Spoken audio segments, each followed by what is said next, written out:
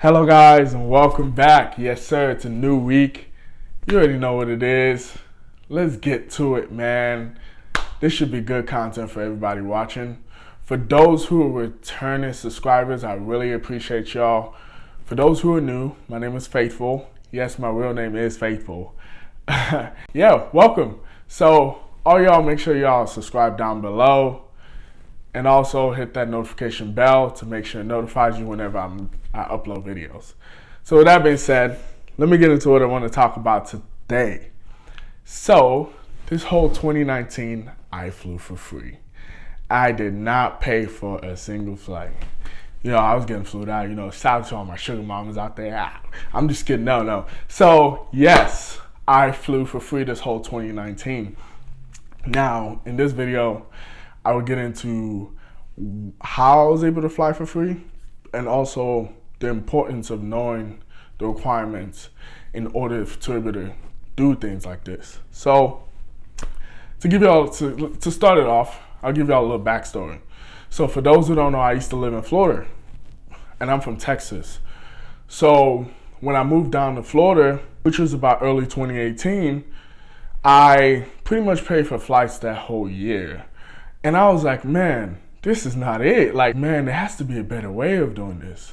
So at the time, I had one credit card, which was one I had since college. And I was like, man, okay, I'm barely getting any cash back or any benefits for having it. And I was just like, okay, let me just get another credit card. And my friend was telling me, because he had a travel card, he was like, hey man, I have this Southwest card that I actually just use my points to fly. And I'm like, wait, what? So he put me on and was like, yeah, you know, you fly Southwest all the time, might as well. And I was like, you know, you're right, might as well, right? You know, or whatever. So I applied. I got approved. Okay, good.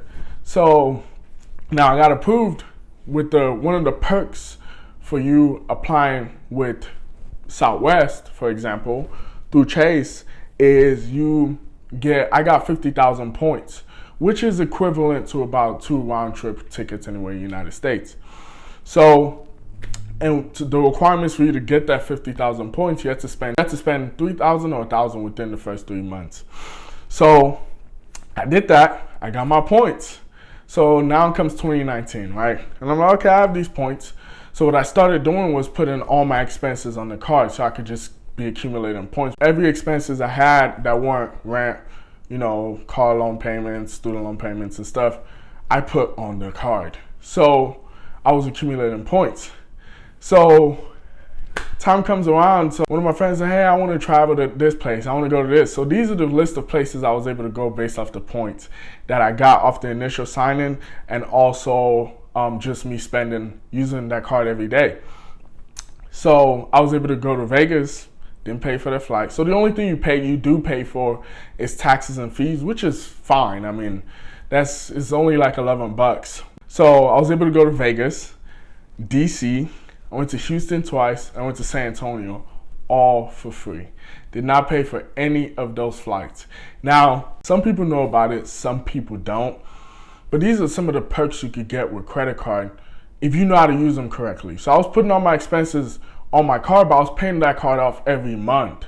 So it wasn't like I'm just accumulating debt. Like, no, that was not the case. Like, I'm paying it off every month, so there's no debt on the card. Now, you have to be disciplined in order to do this, right? And before you even get to even doing it, you have to have good credit to get approved. And I feel like this is the perfect segue for me to talk about credit. Now, I'm going to talk about credit from the credit score perspective. Now, what is a credit score, okay? A credit score is essentially, in the eyes of the lender, how credible you are in order for them to lend you money. It's almost like a way to get judged if I should lend you money or not. So the analogy I like to use is some of us might have some friends that always asking you for money, right? Now, if that friend is very credible in paying you back, so let's say they're like, hey man, let me hold like $20, and they've paid you back for whatever times they borrow money from you, you're gonna be like, oh yeah, I got you, bro. Like, yeah, for sure, I got you, right?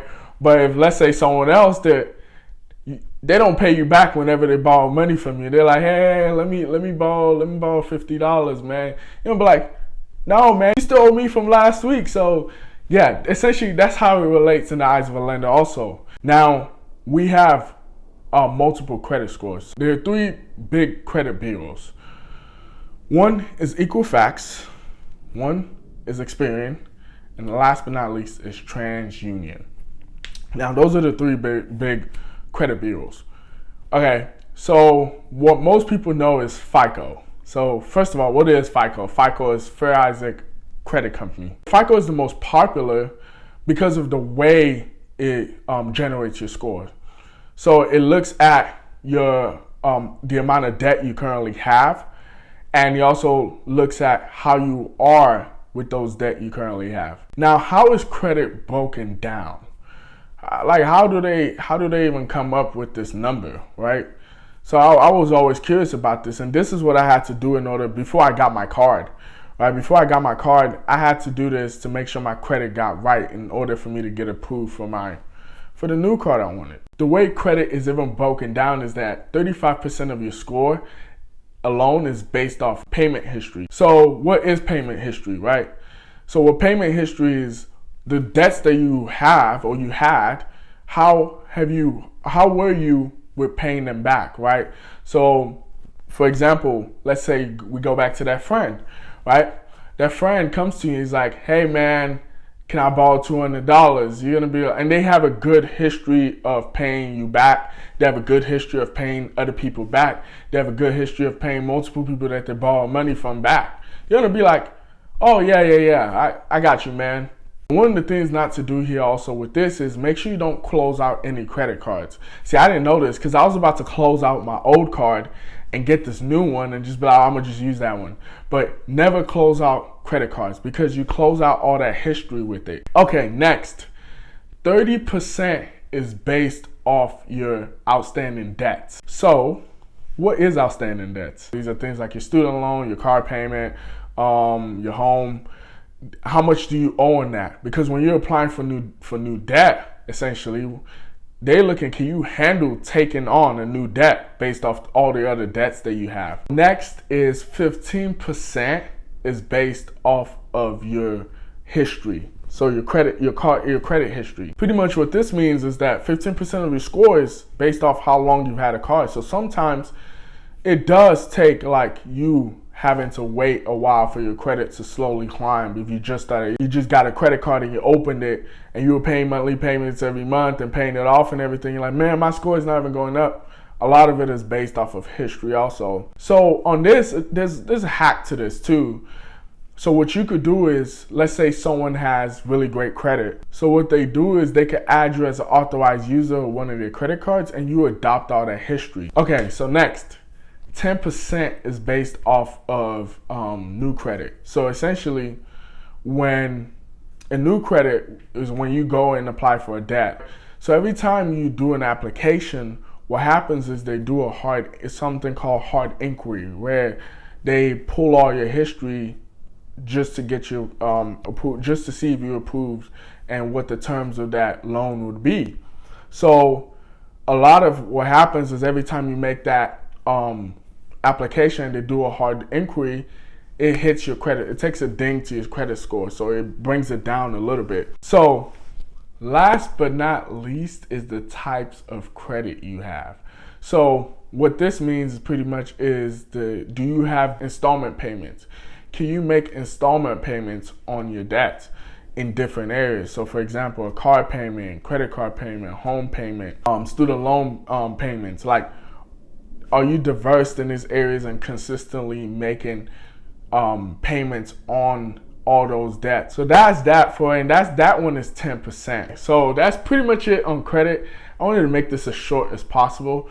But before y'all go applying for credit cards and stuff, make sure you definitely know what your credit scores are. Credit Karma, checking with the bank that you currently bank with for your credit card also gives you your FICO score. Credit Karma gives you your TransUnion, your Equifax score. And also make sure you know what they are before you apply. And don't apply to multiple credit cards at once because they all do hard inquiries. So make sure you guys do your stuff and you do your homework, you do your research, and you get this stuff done before you do something like this. And with that being said, that is the end of my video. I appreciate you guys for watching. If you made it this far, again, you're a real one. I really appreciate you. Again, hit the like button, hit the subscribe button, share with your friends. With that being said, I appreciate y'all. Y'all have a good one.